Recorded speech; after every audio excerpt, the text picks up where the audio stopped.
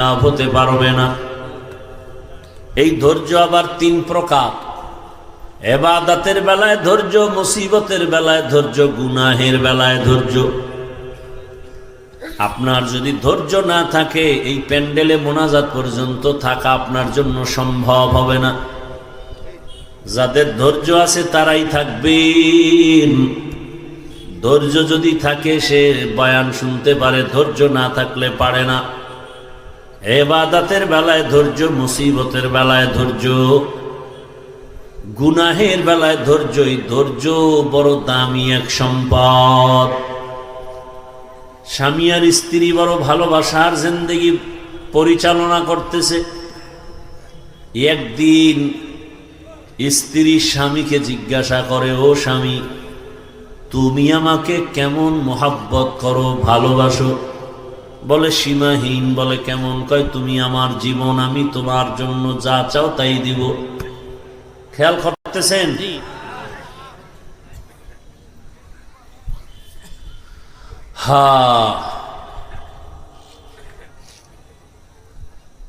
স্ত্রী বলে যা চাইবো তাই দিবা? বলে হ্যাঁ তাই দিব। স্ত্রীও একেবারে সাধারণ মানুষ না, খুব ধর্মের জ্ঞান ট্যান আছে, ধৈর্য আছে। বারবার স্বামীকে বলে যা চাইবো দিবা? দিব, চাওয়া মাত্র দিব। বলে বুঝা খাও? হ্যাঁ বুঝা গেছি। ওয়াদা? বলে ওয়াদা। স্ত্রী পরীক্ষামূলক বলে আমাকে 3 তালাক দিয়া দাও। স্বামীর মাথা ঠিক আছে নি? গরম হয়ে গেছে। বললা কি? কই না ওয়াদা করলা, যা চাইবো তাই দিবা, দাও, তালাক দাও। স্ত্রীর কথা শুই না স্বামী বলে কল্লা যেতে পারে, তালাক তোমাকে দিব না, কারণ তোমার মতো একটা আবেদা স্ত্রী পেয়ে আমার জীবন বড় ধন্য। দুইজনের মধ্যে একটু বাক বিতণ্ডার সমাধানের জন্য জামানার নবীর দরবারে রওয়ানা। হঠাৎ রাস্তার মাঝে গিয়া স্বামী বেচারা পড়ে গিয়া পাটা ভেঙে গেছে, চিৎকার দেয় বাঁচাও। স্ত্রী হাত ধরে বলে এত কাঁদো কেন? বলে পা ভেঙে গেল। এবার আল্লাহর বান্দি বলে নবীজির দরবারে যাওয়ার প্রয়োজন নাই, চলো আমরা উল্টা বাড়ির পথে চলো। বাড়ির মধ্যে যাইয়া স্ত্রী ডাক দিয়া বলে স্বামী আমারে দয়া করে মাফ করে দেও, আমার কথা আমি উড্ড করে নিলাম, তালাক চাই না। স্বামী ডাক দিয়া কয় বিবি আমার, নুজহাতুল মাজালিস নামক কিতাবে ধৈর্যের বয়ানের মধ্যে ঘটনাটা পাওয়া গেছে। ও বিবি, তালাক চাইলা কেন?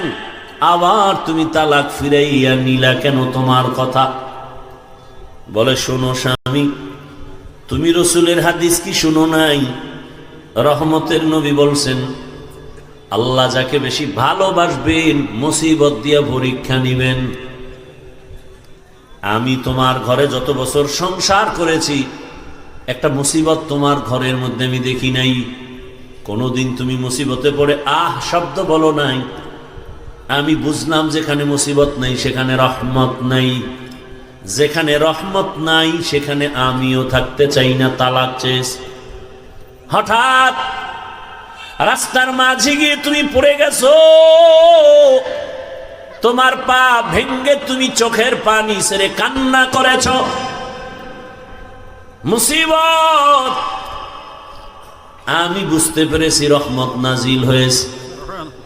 মুসিবত আসছে, যেখানে মুসিবত আছে সেখানে রহমত আছে, আর যেখানে রহমত আছে আমিও সেখানে আছি।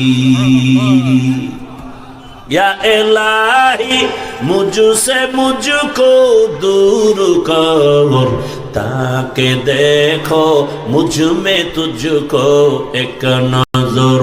या इलाही तू मेरा माबूद है, या इलाही तू मेरा माशूक है। আল্লাহ যাকে বেশি ভালোবাসবেন তাকে মুসিবত দিয়া পরীক্ষা নিবেন। অন্য হাদিসের মধ্যে নবী বলেন, আদ-দুনিয়া সিজনুল মুমিন ওয়া জান্নাতুল কাফির। দুনিয়াটা মুমিনের জন্য জেলখানা, বেঈমানের জন্য শান্তির জায়গা, বালাখানা। যত শান্তি দুনিয়ায়, মুমিন কখনো শান্তি পাবে না। বেঈমান শান্তি পাবে দুনিয়ায়, মরার পরে অশান্তি শুরু হবে, শেষ হবে না। আর মুমিন কষ্ট করবে দুনিয়ায়, মরণ পরে এমন শান্তি শুরু হবে, আর কোনোদিন শেষ হবে না। দুনিয়ায় শান্তি, পরকালে কষ্ট বেঈমানের জন্য। দুনিয়ায় কষ্ট, পরকালে শান্তি মুমিনের জন্য। তবে মুমিন যদি আল্লাহর উপরে ভরসা করে, যদি একটু আখেরাতের লাইনে আগাইতে থাকে, দুনিয়ায় বান্দা সম্মান পাবে, বোনাস। আবু হুরায়রা রাদিয়াল্লাহু তাআলা আনহু থেকে একটি সহিহ হাদিস বর্ণিত। হাদিসের হাও জানে না, সহি সহেলা এলাফায়। রাসূল কোনদিন বলে যান না এই হাদিস সহি, এটা সহি না। এটা বর্ণনাকারী মুহাদ্দিসিনে কেরাম তাদের মতামত। রাসূল যদি একটা ছোট্ট বিন্দু কথা বলেন, সেটাও আমার কাছে 7 আসমান 7 জমিন থেকেও দামি। সেই ভালোবাসা থাকতে হবে রাসূলের প্রতি। আবু হুরায়রা বলেন, কিয়ামতের দিন 3 জন ব্যক্তি সবার আগে জাহান্নামে ঢুকবে। সবার আগে 3 জন। 3 জন মানে 3 দল। কয় দল? 3 দল। কিন্তু ব্যক্তি হিসাবে উল্লেখ 3 জন। কেমন 3 জন? দুনিয়ার সব জ্ঞানীরা বলবে এরা 3 জন জান্নাত যাবে বিনা হিসাবে। কিন্তু আবু হুরায়রা বলেন, রাসূল বলেছেন 3 জন সবার আগে জাহান্নামে ঢুকবে। আবু হুরায়রা এই হাদিসটা বলতে গিয়া একজন সাহাবীকে শুনাইতে গিয়া 3 বার বেহুশ হয়ে গেছেন। কয়বার? 3 বার বেহুশ হয়ে গেছেন। সেই 3 ব্যক্তিকে দুনিয়ার জ্ঞানীরা বলে তারা বিনা হিসাবে জান্নাতি, আর আল্লাহ বলবে শিকল লাগায় জাহান্নামে ঢুকা। এর মধ্যে প্রথম ব্যক্তি যুদ্ধের ময়দানের গলা কাটা শহীদ, যে ইসলামের ময়দানে কাফেরের মোকাবেলায় যুদ্ধ করে শহীদ, আল্লাহ তাকে বলবে জাহান্নামে ঢুকা। দ্বিতীয় আমার মতো মাওলানা, আল্লাহ বলবে এই মাওলানা দিগা, দুনিয়ার মানুষ তোর বয়ান শুনছে, তোরে এলেম দিছিলাম, কি করছো? আল্লাহ যে ওয়াজ করছি, দাওয়াত দিছিলাম। মানুষ তো তাই জানে, আমি তো ভিতরেরটা জানি। মানুষ তো তোর উপরেরটা জানে, আমি তো ভেতরেরটা জানি। তোরে আল্লাহ মানা লেখলে মনে কষ্ট পাইতি, কেউ জানতো না, আমি জানি। কি এই রোগ নাই? নামটা কেন নিচে হয়েছে? এই রোগ আছে। নাম কেন ছোট হলো, বড় হলো না? মনে তোর কষ্ট কেউ জানে না, আমি তোর অন্তরের খবর জানি। আরো কথা বলার সুযোগ নাই। আল্লাহ বলবে এই জাহান্নামের ফেরেশতা ধর এই মাওলানারে, জাহান্নামের ভেতরে ঢুকা। শহীদেরও জাহান্নামে, মাওলানাও জাহান্নামে। 3 নাম্বার ব্যক্তি হবে যারা মাদ্রাসা মসজিদে দান সদকা করে, কইবে ধর এই বহু ফকিন্নির মাঝে তোরে টাকাওয়ালা বানাইছি, করছো কি আল্লাহ? মাদ্রাসা মসজিদ কেন করছো? কয় দিনের জন্য। হ্যাঁ, মানুষ জানে দিনের জন্য, কিন্তু আমি ভিতরেরটা জানি। 50,000 টাকা দান কইরা চায়ের দোকানে চাপাবাজি করছো, পুরা মসজিদ তুই কইরা দিছ। তোর নামে আলহাজ না লাগাইলে মাথা গরম। দান করার পরে তোকে মারহাবা না বলার কারণে তোর মেজাজ গরম, পারো না, টাকা ফিরাই নিয়ে যাও। জাহান্নামের ফেরেশতাই নাফরমানের ধর, জাহান্নামের শিকল লাগায়া জাহান্নামে নাও। ও আমার প্রিয় বাবারা, যুবক, পর্দার আড়ালের মা বোনেরা, বৃদ্ধ বাবাজিরা, শহীদের হালাত যদি এমন হয়, মাওলানাদের হালাত যদি এমন হয়, মাদ্রাসা মসজিদ করনেওয়ালা দানবীরের হালাত যদি এমন হয়, একটু একটা মিনিট চিন্তা করেন আপনার আমার উপায় কি হবে। জিন্দেগি মে बंदगी तू करना है, जिंदगी में बंदगी तू करना है, जिंदगी बे बंदगी शर्मिंदा है, जिंदगी बे बंदगी शर्मिंदा है। दुनिया में हो दुनिया का तलबगार ना हो, बाजार से गुजर हो खरीदार ना हो। ये दुनिया एक मिसल कागज फूल है, ये दुनिया एक मिसल कागज फूल है, जिंदगी में बंदगी तू करना है, जिंदगी बे बंदगी शर्मिंदा है, जिंदगी बे बंदगी शर्मिंदा है, जिंदगी में बंदगी कुन बंदगी, बंदगी बे जिंदगी शर्मिंदगी। भाइरा आमार, বলার সময় কই আল্লাহ তাআলা বলেন, আমি চাই না আমার আদরের কোনো বান্দা বান্দি জাহান্নামে যাবে। আল্লাহ কখনোই চান না কেউ জাহান্নামে যাবে। আল্লাহ চান না হিন্দুরা জাহান্নামে যাক, খ্রিস্টানেরা জাহান্নামে যাক, ইহুদিরা জাহান্নামে যাক। আল্লাহ মোটেই চান না। বলে তার প্রমাণ, আল্লাহ বলেন আমি সব সময় তওবার দরজা খুলে রাখছি।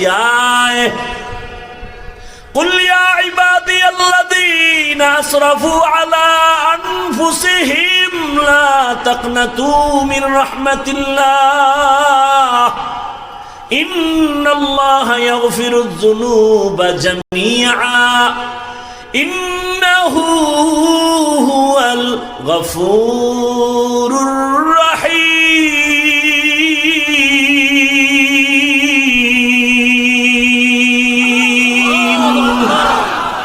तवक्कुल मी कुनी हर सुबह शाम मेरा साना दरिस्त तू अज़ला मकाम जुज़बा हक़ छी ज़े मखाअज इंसुजा फज़ले उआ मस्ते दर जुमला जहा।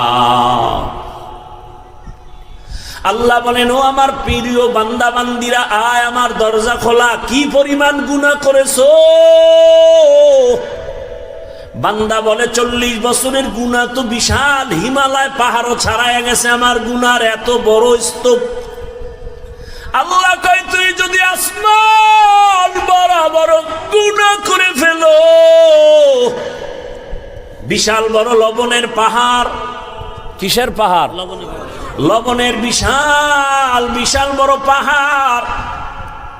যত বড় বড় লবণের পাহাড়, একটু যদি সমুদ্রের পানি ধাক্কা লাগায়, লবণের পাহাড় বিলীন হতে কয় হাজার বছর লাগবে? বলছি না সত্য কথা, জবাব দিয়েন ভালো করে। কয় মাস? মুহূর্তের মধ্যে সমুদ্রের পানির ধাক্কায় লবণের পাহাড় যেমন বিশাল পাহাড়। কোন কাজের লোকেরা যদি বলি তোমরা 500,000 মানুষ কাজ করে লবণের পাহাড়, এখান থেকে তুমি তাড়াতাড়ি সাতক্ষীরায় নিয়ে যাও, সময় লাগবে নি? বুঝে না, অনেক সময়। কিন্তু সমুদ্রের একটা পানির বাড়ি মারলে মুহূর্তে বিলীন হয়ে যাবে। আল্লাহ কয়, রে গোলাম, কি পরিমাণ গুনাহ করেছো, কয় পাহাড় বানাইছো। দুনিয়ার আসমান বড় বড় যদি গুনার পাহাড় বানাও, আমার রহমতের পানির বাড়ির সাথে সাথে তো গুনার পাহাড় চুরমার হয়ে যাবে।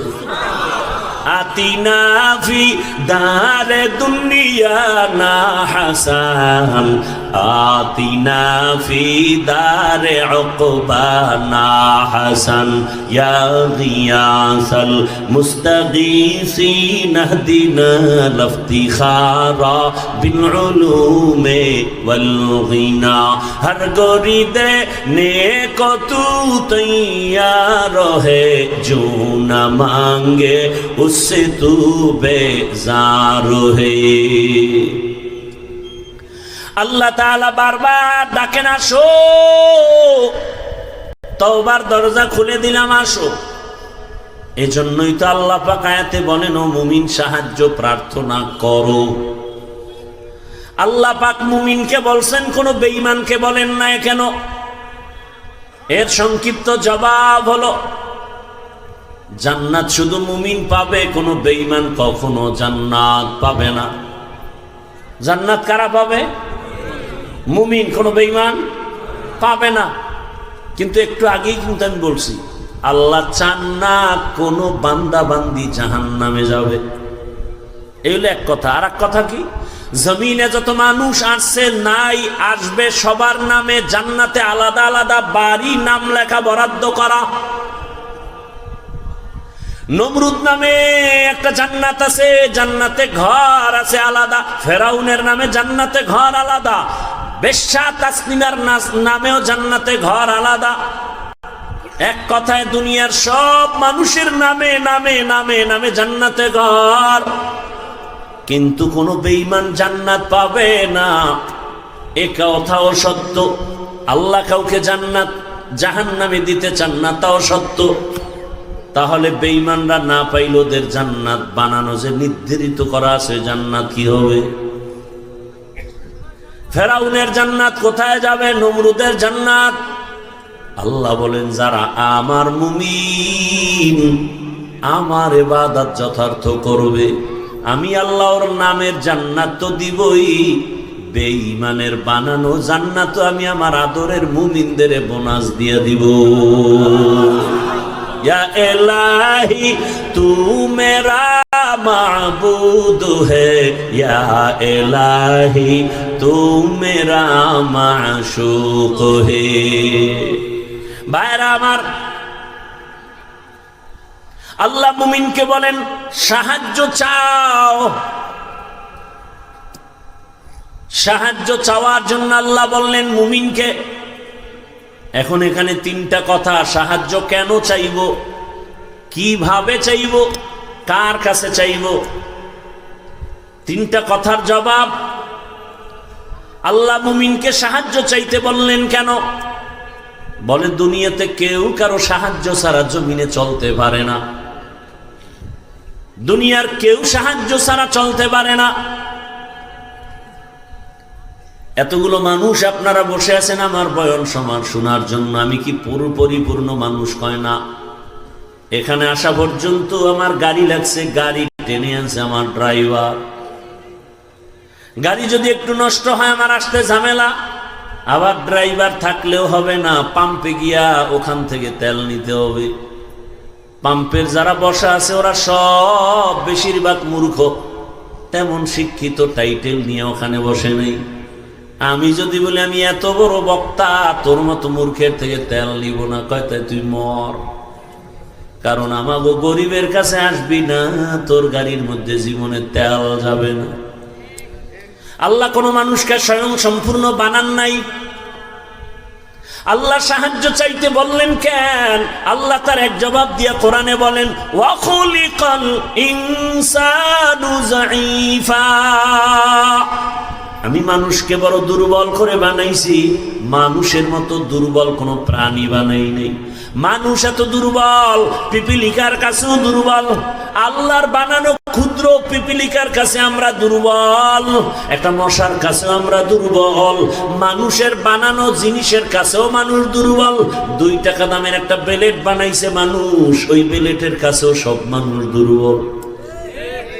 কি এই যে স্থান বানাইছে মানুষ, এই মানুষ এই স্থানের বাড়ি খেয়া জাগাত নাই। ইট বানায় মানুষ, ইটের একটা টুকরা পড়ছে জাগাত শেষ। তাহলে মানুষ নিজের বানানো বস্তুর কাছেও দুর্বল, আল্লাহর বানানো ক্ষুদ্র পিপিলিকার কাছেও দুর্বল। পিপিলিকায় যদি মেজাজ গরম করে, একটা বনিয়াদমরে ঘুমাতে দিব না, খাইতে দিব না, কোনো বনিয়াদম খাইতেও পারবে না, ঘুমাতে পারবে না। মশায় যদি আন্দোলন শুরু করে, আদম সন্তানের কপালে আর ঘুম জুটবে না। কি জিন্দেগি বরবাদ হয়ে যাবে। তাহলে আমরা মশার কাছেও দুর্বল, পিপিলিকার কাছেও দুর্বল, আমাদের মতো দুর্বল কোনো প্রাণী নাই। এই কথা যেমন সত্য, আমাদের মতো শ্রেষ্ঠ জমিনে কেউ নাই, এ কথাও সত্য। দুর্বল হইয়া আবার শ্রেষ্ঠ হয় কেমনে? ধৈর্য হবে শোনা। দুর্বল সে আবার শ্রেষ্ঠ হয় কেমনে? হ্যাঁ, দুর্বলতাটাই শ্রেষ্ঠত্বের কারণ। যেমন আপনাদের ঘরের মধ্যে শিশু বাচ্চা আছে, আবার বড় ছেলে মেয়েও আছে। ভালো করে বুঝেন, ঘরের মধ্যে আপনার শিশু বাচ্চা অনেক দুর্বল, হাঁটতেও ভালো করে পারে না। খেয়াল করে দেখবেন, 8 বছর পরে বাবা আসছে বাড়িতে বিদেশ থেকে, বা ঢাকার থেকে আসছে 1 বছর পর গ্রাম এলাকায়, অনেক শপিং নিয়ে আসছে। এর মধ্যে বর্তমান দুনিয়াতে যত বড় কিছু আনুক, আকর্ষণীয় হাদিয়া কি? মোবাইল। নিজের জন্য 90-1 লাখ টাকার মোবাইল, বউয়ের জন্য একটা। বউয়ের মোবাইল বউরে দিবে, কিন্তু সব কাপড় চুপড় বের করে বলে ভাগ ভাগ করে দেও। ছেলের জামা মেয়ের জামা মোবাইল দুইটা আলাদা রাইখে দিছে ড্রেসিং টেবিলের উপরে, ওটা প্যাকিং করা ইনটেক। ছেলে একটা বড়, ওর তো নজর হেন, ও কাপড় চুপড়ের দিকে তাকায় নাই। ও গিয়া ইনটেক প্যাকেটটা ধরছে, লাখ টাকার মোবাইলের প্যাকেটটা যখন ধরছে না, বাবাই দিছে ধমক, এই মোবাইল ধরিস না। ছেলের মনে একটা কষ্ট আসছে, বাবা এতদিন পরে বাড়ি আসছো, ধমক দিলা কেন? অভিমান কইরা সন্তান অন্য জায়গায় বারুমে গিয়ে চুপচাপ বসে আছে রাগ করে। বাবা সব গুছাই টুছাই ও ইনটেক মোবাইল টেবিলে রাইখে গেছে বাথরুমে। কোন রুমে? বলেন বলেন। আমরা বাথরুম, শিক্ষিত ভদ্র যারা, এরা বাথরুম কয় না, কি কয়? ওয়াশরুম। ওয়াশ কয়নি? বাথরুমে ওয়াশ করা চূড়ান্ত ভাবে উচিত না, কারণ বাথরুম হলো জিন শয়তানের আড্ডাখানা। বাথরুম কখনো ওয়াশরুম হতে পারে না। একান্ত যদি আপনার বাথরুম ওয়াশরুম বানাতে হয়, মাঝখানে পার্টিশন লাগাইয়া দেন, বাথরুম আলাদা থাকবে, ওয়াশরুমে আপনি ওযু বানাবেন, যা করবেন, ওয়াশরুম আলাদা, পর্দা লাগাইয়া দেন। না হয় আরো উত্তম হবে, বাথরুম আলাদা থাকবে, আপনার ওয়াশরুম থাকবে আলাদা। কি কম, কারে কম? দুনিয়ার সব মিস্ত্রিগুলো সব এক নায়কতন্ত্র ভাবে বেসিনটা দিয়ে তুইবে বাথরুমের ভিতরে। এরপরে কমর তো সব চেয়ার হাই, লো কমর নেই, সব চেয়ারে বয়ে বয়ে বয়ে বয়া টেলিভিশন দেখবে বাথরুমের ভিতরে। কি আর বলবো? ওয়াশরুম নয়, বাথরুম তো বাথরুম, সেটা ওয়াশরুম হয় কিভাবে? আমাদের অনেক ওলামায়ে কেরামের বিরুদ্ধাচরণ করেন, উচিত না। বাথরুমে খালি পায়ে যাওয়া যাবে না, খালি মাথায় যাওয়া যাবে না, তো অ্যাক্সিডেন্ট হবে, দুর্ঘটনা হবে, কারণ জিনের আড্ডাখানা প্রত্যেকটা বাথরুম। খুব খেয়াল করিয়েন, ওলামায়ে কেরাম থাকলে ভুল হলে ধরায় দিয়েন, জায়গায় দাঁড়ায় যাবেন। কিন্তু আপনি ওয়াশরুমে যদি খালি পায়ে যান, খালি মাথায় যান, বাধা নাই, বাথরুমে যাওয়া নিষেধ, খালি পায়ে যাওয়া যাবে না। এবং সেখানে ঢুকতে কিন্তু নিয়ম আছে, বাম পা দিয়া ঢুকবা, ডান পা দিয়া বের হওয়া। ওয়াশরুমের এই কিন্তু নিয়ম নাই। যাক, অনেক কথা, কি কথার থেকে এখানে আনছি? নো, এর আগের কথা কি? ওই যে বাথরুমে গেল, এখন ওই যে শিশু বাচ্চা আছে না, বড় ছেলে ইনটেক প্যাকেটটা হাত দিছে, মাথা গরম, ছেলে গিয়া অভিমান করে আর এক রুমে হইয়া রয়েছে। এদিকে বাবায় ওয়াশরুমে যাওয়ার পরে ছোট বাচ্চাটাই ওটারে আস্তে আস্তে করে খুলছে, খুইলে এবার ওটার থেকে বের কইরা, এটা তো ডাইন বাম বুঝে না, এমন জোরে একটা আসার দিছে ফলোরে, জাগাত 1 লাখ নাই। বাথরুমে বাবা আওয়াজ পায়, মাথা গরম, দরজাটা খুইলা দেখে আকাম কে করছে, ছোট বাচ্চা কলিজার টুকরা। বাবায় কিছু কয় না, খালি চোখ গরম করছে। বাচ্চাটা বাবার চোখের দিকে তাকায় কান্দে দিছে, চুম্বুকের মতো আকর্ষণ। বাবায় হাত বাড়ায় কোলেটাই না, আব্বু কাঁদিস না, তোরে কিছু বলি নাই। দুর্বলতাই সম্মানের কারণ। বাচ্চার উপরে এত কেন দুর্বল? বাচ্চার উপরে সবার মায়া কেন কয় দুর্বল? আল্লাহ বান্দারে মায়া করেন কেন কয় জিনের থেকেও দুর্বল, ফেরেশতা থেকেও দুর্বল। আল্লাহ বলেন এই দুর্বলতা আমি মর্যাদা বাড়ায় দিছি। আবার পুরুষের মধ্যে, মানুষের মধ্যে নারীরা দুর্বল, এজন্য পুরুষের থেকে নারীর সম্মান বেশি। নারীরা দুর্বল, এজন্য তাদের মর্যাদা বেশি। এরা চাইলেই জুমায় যেতে পারবে না, চাইলেই ঈদগাহে যেতে পারবে না, চাইলেই যুদ্ধের ময়দানে যেতে পারবে না। আল্লাহ কয় এরা দুর্বল। ও নবী জানায়া দেন, আমার বান্দি যারা জুমায় যেতে পারবে না, রৌদ্রের তাপ সইতে পারে না, এদের শরীর বড় নরম, এরা বাহিরের কষ্ট সহ্য করতে পারবে না, জানায়া দেন তোমরা ঘরে থাইকা জোহরের নামাজ আদায় করো। পুরুষেরা জুমায় গিয়া যা পাবে তুমি ঘরে বৈশা সেই সওয়াব পেয়ে যাবা। পুরুষেরা জানাজায় গিয়া যা পাবে, আম্মাজান ঘরের মধ্যে আপনি তাই সওয়াব পাবেন। পুরুষেরা যুদ্ধে গিয়া শহীদ হবে, আর আপনার শহীদ বাচ্চা প্রসবকালে যদি মা দুনিয়া থেকে বিদায় নেয়, আল্লাহ কয় নবী জানায় দেন আমি তাকেও শহীদের মর্যাদা দান করব। যত দুর্বল সম্মান বেড়ে গেল। ও মানুষ তুই বড় দুর্বল। বলে এবার দুর্বল তো এক লাইনে বললাম, আর এক লাইন মেধার বেলায় তুই দুর্বল, খানার বেলায় দুর্বল, ঘুমের বেলায় দুর্বল। দুনিয়াতে বড় বড় খাদক আছে, নীল তিমি আছে, বড় বড় সাগরের মধ্যে নীল তিমি। এক একটা নীল তিমির প্রতিদিনের খাদ্য তালিকা 1000 কেজি চিংড়ি মাছ। কি বলবেন নাউজুবিল্লাহ, সুবহানাল্লাহ। না সারাদিন বিড়ি টেনে সুবহানাল্লাহ, তো সময় লাগে। আল্লাহ হেদায়েত দান করুন।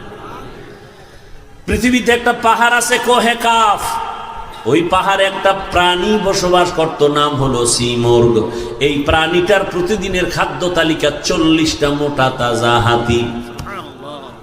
বাদ দেন ঢাকায় যান চিড়িয়াখানায়, ওখানে বাঘের খানা কত? বাঘের প্রতিদিনের খাদ্য তালিকায় লেখা 17 কেজি গোশত প্রতিদিন একটা বাঘের খাদ্য। আপনাকে এই থানায় কেউ পারবে 3 বেলায় 17 কেজি গোশত মারতে পারবে? না পারলেও কয় হুজুর ধাক্কা ধাক্কিটা চলে খাওয়ার জন্য। ডাক্তার বলছে মিষ্টি খাবি না হারাম মরবি। হে সবে বরাতে মসজিদে গেছে মিষ্টি খাওয়ার জন্য, খাইতেই হবে। ডাক্তারের মানা নাই, আবার বাচ্চা একটা লগে লয়ে গেছে, নিছো ভালো কথা, তোমার বন্টনে একটা প্যাকেট, সে বাচ্চারটাও নিছে, এবার ভাগ দিয়ে আর একটা প্যাকেটের জন্য হাত দিছে। আরেকজনে পিছন দিয়ে দেখে যে আমি একটাই ভাইনি, 2টা নেওয়ার পরে আরেকটা টানে, ওর হাতেরটা ধরে টান দিছে, টান দিছে, লাগছে দুইজনে কিলাকিলিতে প্যাকেট সব পায়ের তলে ভর্তা। শেষ পর্যন্ত চাইয়ে দেখে এই কিলাকিলির মধ্যে মসজিদে কেউ নাই, ওরা 2জন ছাড়া। মসজিদ থেকে বাইরে এখানে মিষ্টিও গেছে, জিন্দেগি বরবাদ, এই মসজিদে আমুনা, মিষ্টির প্যাকেট ঠিক মতো পাইলাম না কেন? এর নাম নফসে খাওয়ামা। নফস 3 প্রকার, আর বাঙালির একটা নফস বেশি আছে, এটার নাম খাওয়ামা। এটা শুধু খানা চায়। আর এমনি আল্লাহর ভাষায়, ইসলামের পরিভাষায় নফস 3 প্রকার, আম্মারা, লাওয়ামা, মুতমাইন্না। আর বাঙালির আর একটা বেশি। আল্লাহ হেদায়েত দান করুন। একজনে বলে রাস্তা দিয়ে রওনা হয়েছে, আর এক ভদ্রলোক আল্লাহ ভক্ত, সে মেহমান ছাড়া খানা খায় না, তাই আরে পাইয়া লাইছে, ভাই মেহমান, মেহমান আনলেই বরকত, ঘরে আসলেই বরকত, রসুলের হাদিস। এখন সেই সময়ের খাদ্য বড় প্রধান রুটি, মেহমান আসছে তো একটু গোশতের আয়োজন করি, তো রুটি আইনা দিয়া গোশত আনিয়ে দেখে যে রুটি খাইয়া লাইছে মাঝখানে। কি করবো, ওদিকে রুটি বাজতে দেরি, গোশত আনতে দেরি, বা গোশত দিয়ে আবার রুটি আনতে গেছে, রুটি বানাইয়া রেডি করে আনতে আনতে দেয় গোশত নাই। এইভাবে 10 বার আপ ডাউন করণে কি পরিমাণ রুটি ভিতরে ঢুকছে, ওদিকে পাতিল খালি। পরে জিজ্ঞাসা, ভাই আপনি যাইবেন কই? কয় ডাক্তারের কাছে। কেন? কয় রুচি নেই। ভদ্রলোক কয়, ভাই আল্লাহর রাস্তায় আপনি যান তাড়াতাড়ি, তবে অনুরোধ এই পথ দিয়ে আর ফেরত আইয়ের না। ওগো নবীর উম্মতেরা,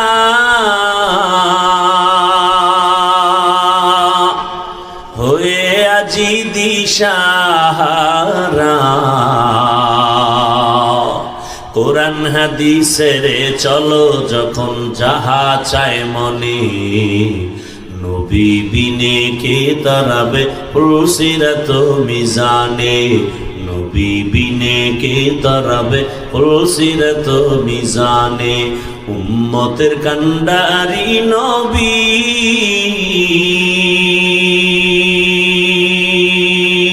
কাঁদছেন উম্মতের লাগি, এখনো কাঁদেন নবীজি শুয়ে মদিনার পানে, নবী বিনে কে তারাবে পুলসিরাত মিজানে, নবী বিনে কে তারাবে পুলসিরাত মিজানে। ও আমার কলিজার যুবক বাবারা, ও বৃদ্ধ বাবাজি, পর্দার আড়ালের মা বোনেরা, আল্লাহ এত দুর্বল করে বানিয়েছেন, কিন্তু মর্যাদা সবার উপরে দিয়েছেন। মানুষের মতো দামি কেউ নাই। আমরা মেধার বেলায় দুর্বল, সবাই কিন্তু MBBS ডাক্তার, সবাই ডিগ্রি নিয়ে বসে আছে চেম্বারে, কিন্তু একে অপরের কাছে দুর্বল। নাক কান গলার ডাক্তার পেটের রোগ ঠিক করতে পারে না, মেডিসিনের ডাক্তার নাক কান গলার উপরে বিশেষজ্ঞ না। আল্লাহ এক একজনের এক এক সাইড আগায় দিছে, এক সাইড দুর্বল রাখছে, যেন অহংকারী করার সুযোগ না পাও। আমি কোরআনের বয়ান করি, কিন্তু ফতুয়ার কাজ আমার না। ফতুয়া দেওয়ার বেলা আমি মুফতি সাহেবের কাছে দুর্বল। দেখছেননি কারবার?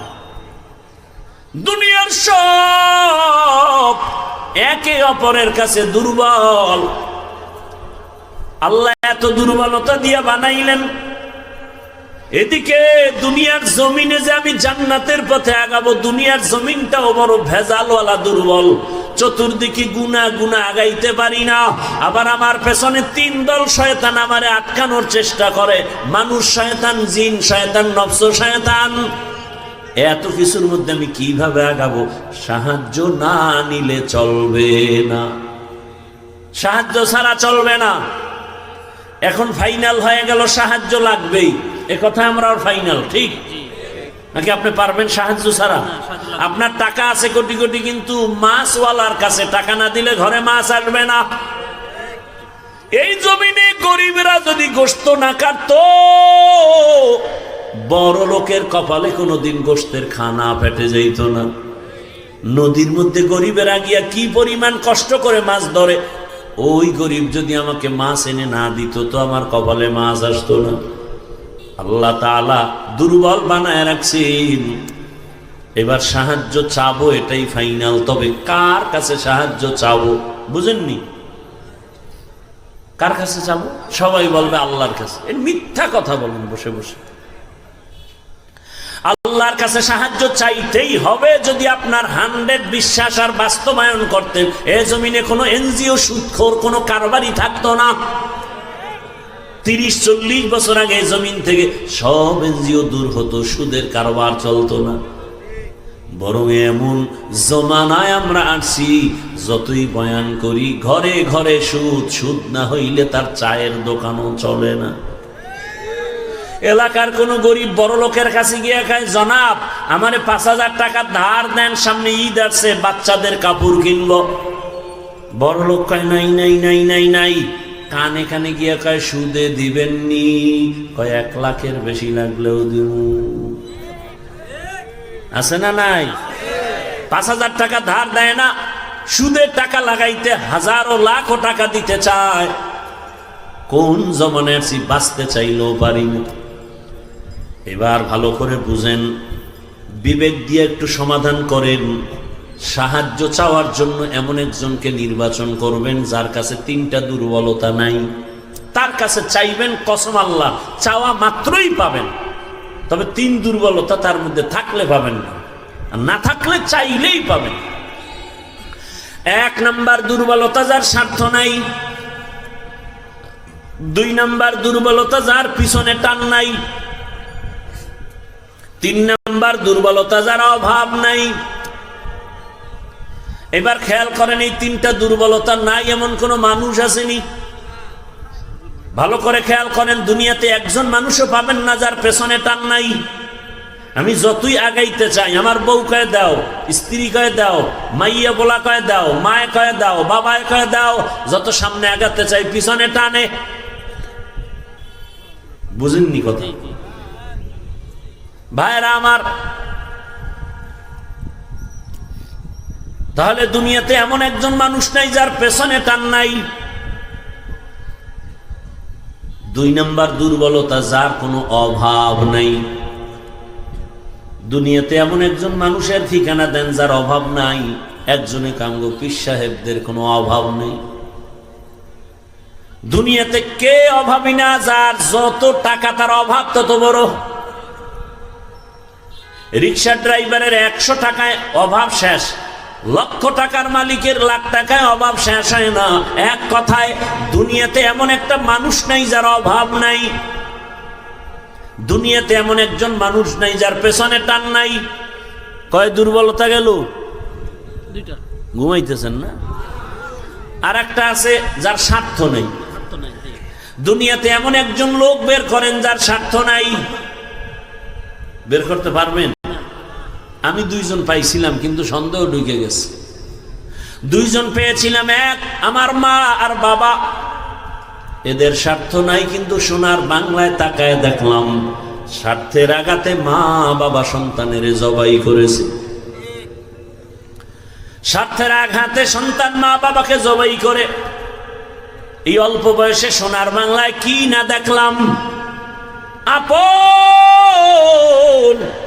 বাবা তার আপন মেয়েটাকে হোটেলের মধ্যে ঢুকাইয়া বলে, আজকের রাতের জন্য তুই আমার কাছে স্ত্রীর সমান। আরো জোরে বলো। এই জন্যই তো বলেছি, আল্লাহর কসম, ইসলাম ছাড়া এ জমিনে কোনোদিন শান্তি কেউ দিতে পারবে না। চাপাবাজি করতে পারবে মরণ পর্যন্ত। শান্তির ঠিকানার নাম ইসলাম। ইসলাম ছাড়া কোনোদিন এ জমিনে শান্তি আসবে না। চাপাবাজি চলবে, শুধু চাপাবাজি। ভালো করে বুঝো, স্বার্থ ছাড়া কোনো মানুষের জমিনে নাই। স্বার্থের আঘাতে স্ত্রী স্বামীকে জবাই করে, স্বামী স্ত্রীকে জবাই করে, ভাই ভাইকে জবাই করে স্বার্থের আঘাতে। আমি কি বানায় বলতেছি বাবা? অহরহ দুর্ঘটনা ঘটে। এইবার হিসাব শেষ, গোড়ায় হিসাব করে দেখবেন একজন পাওয়া যায় যার পেছনে টান নাই, অভাব নাই, স্বার্থ নাই। তিনি কে? তিনি কে? ইয়া আইয়ুহান নাস আনতুমুল ফুকারাউ ইলাল্লাহ ওয়াল্লাহু হুয়াল গানিয়্যুল হামিদ।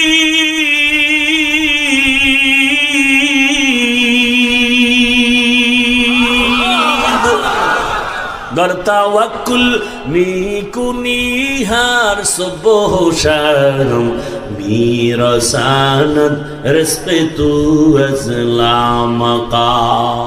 স্বার্থ নাই। আল্লাহ কয়, দুনিয়ার মানুষ তোরা সবাই ফকির, আমি আল্লাহ একা ধনী। তবে আমি শুধু ধনী না, আমি প্রশংসিত ধনী। দুনিয়ার ধনীদের বদনাম আছে না নাই? 5 টাকা দিয়া 50 টাকার এহসান জিতায়, খোটা দেয়, খোটা অমুকে তা আমার টাকায় চলে। আল্লাহকে আমি এহসান করি কিন্তু এর বিষয়ে কোনো খোটা দেই না, বরং আমি আল্লাহ এমন কোন রাত নাই আমি আমার বান্দাকে দেওয়ার জন্য দরজা খুলি না। অতিও গভীর হয় রজনী যখন, নীরবে প্রভুর নাম জপিও তখন। প্রভুর করুণা যদি পাইবারে চাও, গভীর রাতে উঠে প্রভুর গুণগান গাও। ও আমার যুবক বাবারা, আমার আল্লাহ প্রতি রাত প্রথম আসমানে আসেন নেওয়ার জন্য না দেওয়ার জন্য? নেওয়ার জন্য। বলেন বলেন। নেওয়ার জন্য। কাকে দিবেন? বান্দাকে। বান্দাকে দেওয়ার জন্য আসেন। কখন আসেন? শেষ রাত্রে। শেষ রাতে। কোন দিন? সব দিন। প্রতিদিন আসেন দেওয়ার জন্য। তোমার যদি লাগতো তুমি কেন ঘুমাও? আল্লাহ তাআলা বলে আমি বান্দারে এত আদর করে বানাইছি, আমার বান্দার কি প্রয়োজন আমি আল্লাহ পাঠাবার আগে সব দিলাম। আমার বান্দা বান্দির পানির দরকার আগে দিছি ফ্রি, আমার বান্দা বান্দির আলোর দরকার ফ্রি সূর্য দিয়ে দিলাম, বান্দার বাতাসের প্রয়োজন সব দিয়ে দিলাম। আবারও প্রতি রাতে আমি আসি, আলা মিন মুস্তাগফিরিন ফাগফিরালা, আলা মিন মুস্তারজিকিন ফারজুকা। এর রাতে কে গুনাহ করছো ক্ষমা চা গোপনে গোপনে, কারণ আসমান নীরব, জমিন নীরব, গাছের পাখিরাও ঘুমায়, নদীর মাছও ঘুমায়, ঘরের তোর মা বোন সবাই ঘুমায়। এখন রাস্তা ক্লিয়ার, কেউ শুনবে না। গোপনে সুন্দর করে ওযু বানাইয়া যায় নামাজ বিছাইয়া কলিজা ভরে যদি ডাক দাও ইয়া আল্লাহ, আমি আল্লাহ তো তোর মোহাব্বতের জন্যই প্রথম আসমানে তাজাল্লি দিয়ে দিলাম, চাইতে দেরি আমি আল্লাহ তোকে